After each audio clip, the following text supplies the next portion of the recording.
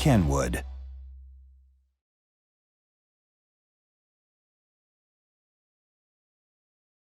Hello everyone, my name is Gabi Muresan, and together with my colleague Steve Edwards we'll like to introduce you the Kairos Repeater and in DMR and the analog simulcast solution. So Steve, let's discuss a bit what's new with this new product from our portfolio. The Kairos base station is very interesting because what it has is what was a very, very successful technology many years ago, but was very expensive to implement, which is simulcast, or in this country it was known as quasi-sync. Now, because it was difficult to install and maintain, it fell out of use. What we're doing now with a Kairos repeater is we're offering technology, modern protocols to this technology of simulcast, and producing a product which is both easy to install and to maintain. Perfect. Yeah, so basically, just to remind you, this is a software-defined equipment based on Linux OS. That means it's extremely stable and very, very reliable and easy to implement all the technologies. Can you briefly mention about technologies which are supported by this new product? So what the technology that goes on is making use of things like PTP, Precision Time Protocol, so as all of the devices on the network can be completely locked together in time. So although you have a GPS lock to bring everything to perfect time, it then all locks together, and that means if you were to lose GPS, it will continue to run quite happily for forever, effectively, because everything follows the one master and all of the slaves move. So the simulcast used to be the problem that you would have to adjust oscillators and make it very stable, and if temperature varied it could affect it. Whereas now, because it's all over IP and orders of magnitude more accurate, all of those problems have gone away. Perfect. Yeah, so we can use the same equipment in an advanced mix mode, combining analog and DMR in simulcast. Is it right? Absolutely, and that is actually quite fascinating to be able to use DMR analog over a simulcast system without any problems associated with how it used to be. So if you wish to, you can actually just arrive at a site, and if you see the system in front here, we've got two repeaters which are simulcast, a small Ethernet switch, and all we have to do is plug it all in and it works. That's a Simple kind as of yeah. plug and play simulcast solution. Absolutely, absolutely. The ability for the product to do that basically means that you may be able to use it in other applications. So one of the common requests these days is for a main and standby system to be incredibly reliable, so as if you completely lose a building for whatever reason, the system continues. Well, one of the things with the simulcast is it is constantly looking for the best signal. So if you have a two-site system on an airport or a hospital or something, and then one of the sites is completely lost, the system just continues. It's not doing anything other than what it's intended to do, because it's a voting system where the base stations and the terminals decide on which is best constantly. One goes away, it carries on. Perfect. So comparing to just a normal multi-frequency network, when you have an conventional network between several sites, of course they have to use different frequency, especially if there are some overlapping areas. Yeah. The mechanism for radios to select the repeater, it's based on voting, so it takes some time to get the best signal, always. Yeah. This is one of the key features of a simulcast system, is that in the simulcast, because it's using the same frequency, that means that if you go from site 1 to site 2, there is no changeover. There's nothing that happens. It is a clickless handover where you can come up at the edge of one site, move through that site into the next site, and the conversation works Continuous. perfectly. There's no handover. However you do a handover with multi-frequency, something has to happen. The radio has to do something, and there are times when that can go wrong. And with simulcast, it never does. Perfect, yes, and it probably very easy to expand the network if necessary to expand a little bit, just add one exercise, same frequency, and that's it. Yeah, yeah. Easy as that. It is incredibly easy to do that. And because of the precision time protocol, what you can do, if you're working on a complex site, especially a multiple buildings, you can put a temporary site in very easily. So all you need is your antenna, a Kairos base station, and an Ethernet connection, and you can try different locations to cover complex sites. And when I say complex sites, typically the ones that are very difficult are hospitals where they have imaging departments which are all screened, and you then have to cover around them. And it actually is more cost effective to do this on a simulcast often than with a distributed antenna system. Very true. Okay, just summarize a bit. I know simulcast is not a new idea, it's an old technology in a way, but I think it was difficult to implement at a certain point and pretty expensive. What brings new Kairos in terms with a legacy simulcast network? We all recall that a simulcast network had to have a very good oscillator, that's the reference, Yeah. then some delay blocks to compensate the delays, and the voter, which most of the time was an external device. So what's new on Kairos? What's new on Kairos is the first part that we need to consider is the transmitters. And to lock the transmitters at frequency, you can obviously use GPS, which we can then distribute amongst all of the base stations so as they are accurate orders of magnitude beyond what is necessary for the transmitters. But the second thing is the audio needs to be perfectly in phase. So that was always the problem with older simulcast quasi-sync systems, that if the lines between the systems became longer or shorter because they had been rerouted by the PTT, then you had to reset up the system. And also the frequency response of the lines may change. Whereas because this is all over IP, those things have just gone away. And the delays between the boxes, we know exactly what that is. So what the Kairos does is it automatically adjusts the delay of the system. So if we take a portable and we key up the portable. Okay, let's get one. The base stations, two base stations both receive that portable, and they then rebroadcast. So what they've got to do is take the audio, so the beginning of what I say, and send that at exactly the same time.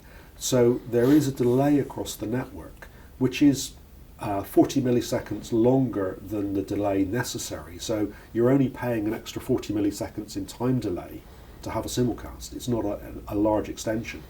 But what that means is the longest delay on your system is the delay that is used for the whole system. Delay of the 40 network, in milliseconds. fact. So it is very, very quick.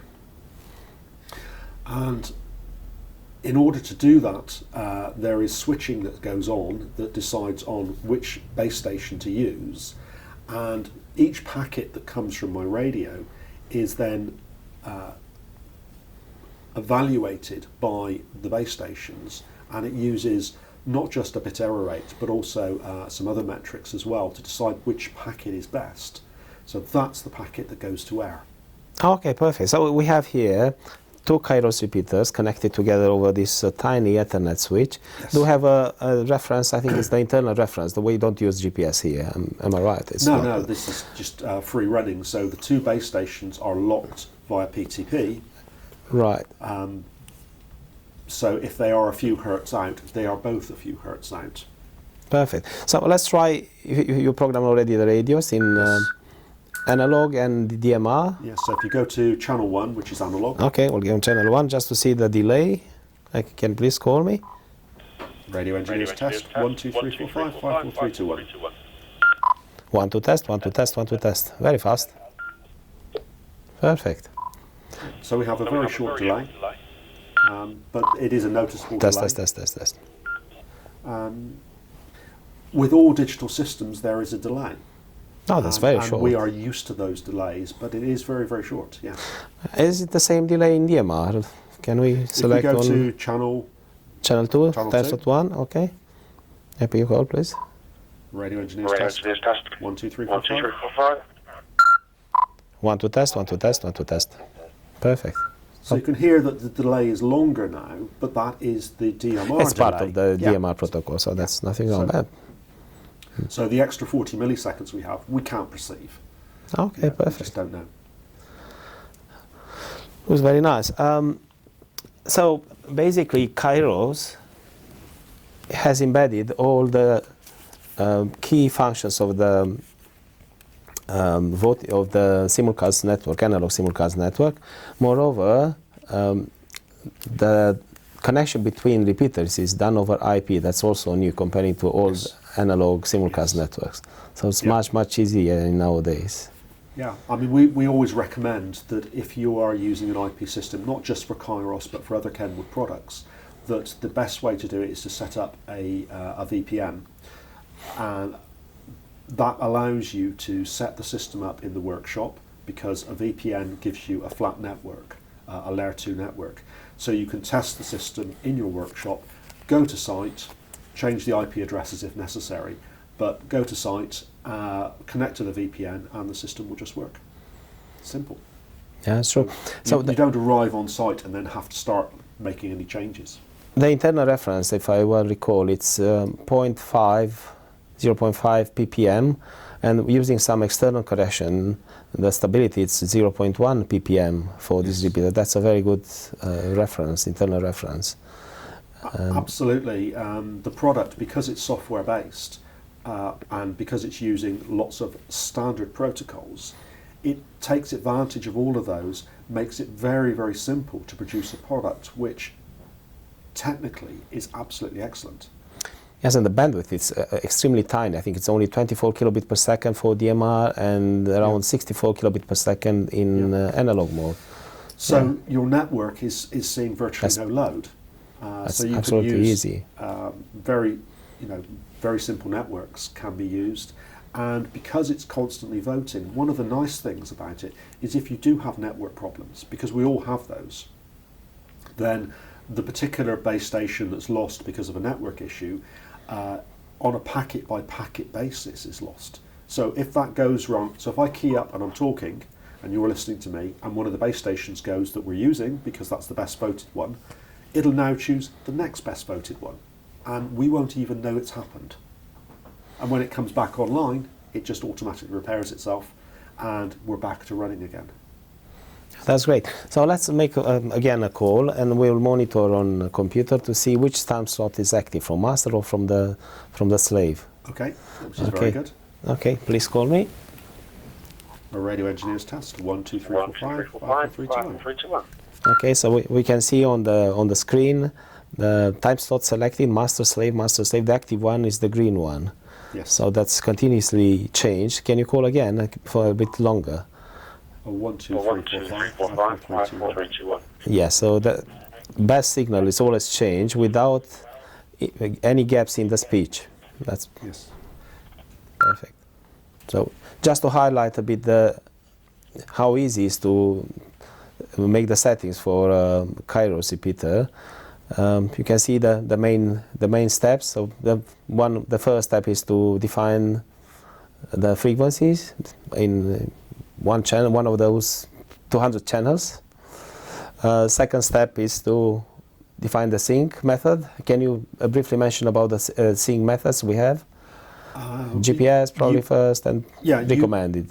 You can sync the devices to an individual GPS receiver for each base station, but what you can also do is use a PTP protocol. Precision dial protocol, yes, over Ethernet. Yep. To link them indirectly. So what that means is that if you are, for instance, putting these inside a building, then you may not have easy access to the outside world and a GPS antenna. You can lock one and then lock the others to that.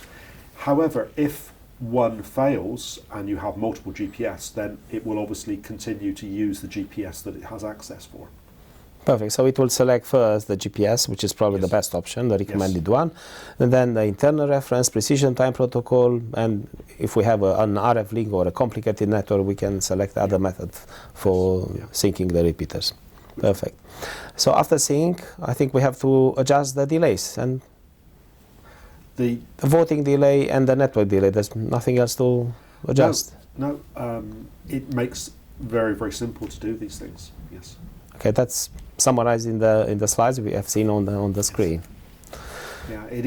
The thing with the Kairos product is because everything has been brought forward and simplified, is from an engineering point of view, you are putting in an incredibly complex system, but it is incredibly easy to implement. All the hard work has been done by the radioactivity research and development team and the implementation within the device. And as engineers, we just make some very simple settings, very much like setting up a simple trunk system, no more complicated than that. And you have a network. Yeah, that's And of course, this also offers tier 3 trunking. So not only can you have a conventional system, an analog system, you can have tier 3 trunk. I'm sure this will be part of the next And video, I'm sure. Yes, We'll make we it a need second to one. talk about that, because there are a lot of things that you need to understand about tier 3 trunking, but it makes it very, very simple. Perfect. Anyhow, so summarizing a bit, I think that Kairos it's one of the best option to make a very, very fast simulcast network, combining both analog and DMR in the same network, and everything based on IP backbone. Yes. That's easy as that. It is It's as simple as almost that. like a plug and play system. Yeah. One of the things that Kenwood offer is if you have a particular system opportunity, we will come along and demonstrate how this works. We have demonstration equipment such as you see on the table here, and obviously customers with highly sensitive operations or somewhere where it's a life-threatening situation possibly, they want something which is incredibly reliable and that does not require any third-party intervention when things occur. So if you lose a site, the system just continues. This is an ideal product, and we're happy to come along and show you that. So as you can see, so we can happily put the system together, pull the Ethernet connector out, it continues to run. Plug it back in, it continues to run. Yeah, that's true. And also we can expand the network. I think the maximum capacity it's huge. We can have one master and up to 32 submasters or slaves. Yes. And each submaster can have also 32 slaves, so Yeah. it can expand the network. The massive. network size is effectively unlimited. I do not believe that any customer would ever get close to the maximum number of repeaters. You know, you would just cover the UK easily, even with UHF. It wouldn't be a problem. Ah, perfect. Okay, thanks again for your time. Should you need any further technical or commercial information, please contact us directly or through our resellers network. We'll be gladly help you with all the necessary details.